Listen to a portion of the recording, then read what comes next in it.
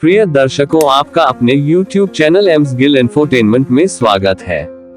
आज हम आपको शहीद बाबा दीप सिंह जी संक्षेप में जीवनी प्रसंग सुनाएंगे।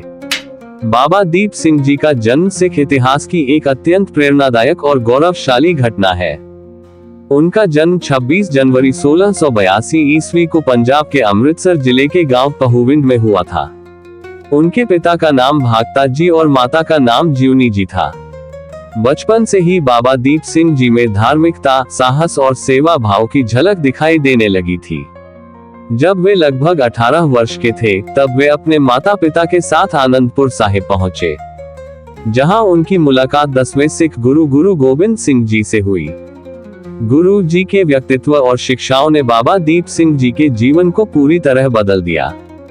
उन्होंने गुरु जी से अमृत छककर खालसा पंथ में दीक्षा ली और अपना जीवन धर्म, न्याय और मानवता की सेवा के लिए समर्पित कर दिया। बाबा दीप सिंह जी केवल एक महान योद्धा ही नहीं थे, बल्कि एक विद्वान और लेखक भी थे। उन्होंने गुरु गोबिंद सिंह जी के साथ रहकर गुरबानी लिखने और समझने का कार्य किया। उन्हें गुरु ग्रंथ साहिब की लिखाई में भी महत्वपूर्ण योगदान देने का सौभाग्य प्राप्त हुआ। वे सिख धर्म के सिद्धांतों को गहराई से समझते थे और लोगों को सच्चाई और धर्म के मार्ग पर चलने के लिए प्रेरित करते थे।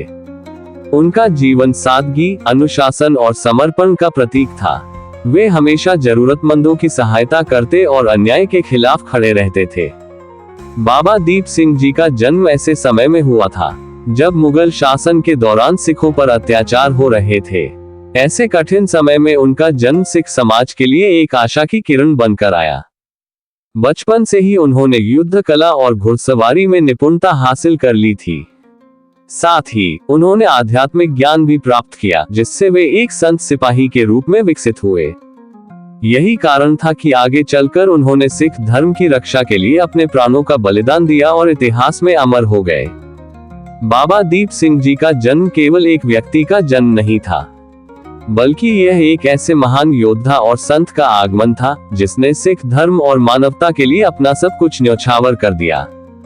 उनका जीवन आज भी हमें साहस, भक्ति और सेवा की प्रेरणा देता है। इस प्रकार बाबा दीप सिंह जी का जन्म और उनका प्रारंभिक जीवन सिख इतिहास में एक महत्वपूर्ण स्थान रखता है और यह हमें सिखाता है कि सच्चे मार्ग पर चलकर हम किसी भी कठिनाई का सामना कर सकते हैं। अपना बहुमूल्य समय निकालने और हमें सुनने के लिए आप सभी का हार्दिक धन्यवाद। भविष्य में और अधिक जन्म साखी और सिख इतिहास सुनने के लिए हमारे साथ जुड़े रहें। वाहेगुरु जी दा खालसा, श्री वाहेगुरु जी दी फतेह।